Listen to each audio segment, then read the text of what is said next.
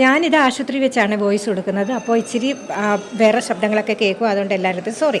പിന്നെ നമ്മുടെ ഗൗരിക്ക് 5-ാം മാസത്തിൽ സ്റ്റിച്ച് ഇട്ടിട്ടുണ്ട് സെർവിക്സിന്.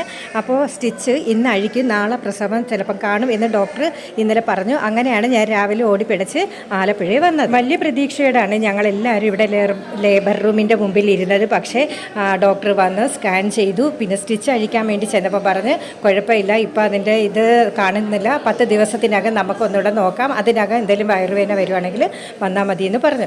അങ്ങനെയാണ് പ്രതീക്ഷകളെല്ലാം പോയിട്ടോ. അതുകൊണ്ട് 10 ദിവസത്തിനകം കാണത്തുള്ളൂ ഗൗരിയുടെ പ്രസവം. അപ്പോൾ ഞാൻ എല്ലാവരുടെ അടുത്തും പറഞ്ഞായിരുന്നു 2 ദിവസത്തിനകം കാണുമെന്ന്. ഒന്നുകൂടെ വലിയ സോറി കേട്ടോ. ഞാൻ ഉച്ചയ്ക്ക് ആശുപത്രി വന്നു. പിന്നെ ഞാൻ പറഞ്ഞില്ലേ ചക്കപ്പുഴുക്കൊക്കെ വെച്ചെന്ന്, ചക്കപ്പുഴുക്കും പിന്നെ നമ്മുടെ ഇലയപ്പം എന്ന് വെച്ചാൽ ചേമ്പിലയപ്പം എല്ലാം കൊണ്ട് കൊടുത്തു. പിന്നെ നാരങ്ങ കൊണ്ടു കൊടുത്തു. അങ്ങനെ 2 ആളും കൂടെ ഒത്തിരിയും കഴിച്ചു കേട്ടോ. അങ്ങനെ ഞങ്ങൾ ഓരോ കഥകളൊക്കെ പറഞ്ഞിങ്ങനെ ഇരിക്കുകയാണ്. അതിന് ശേഷമാണ് ഡോക്ടർ ഇങ്ങനെ 10 ദിവസത്തിനകം പറഞ്ഞത്. അപ്പോൾ നാളെ ഞാൻ കോഴഞ്ചേരിക്ക് പോകും. അപ്പോൾ എല്ലാവർക്കും ടാറ്റാ.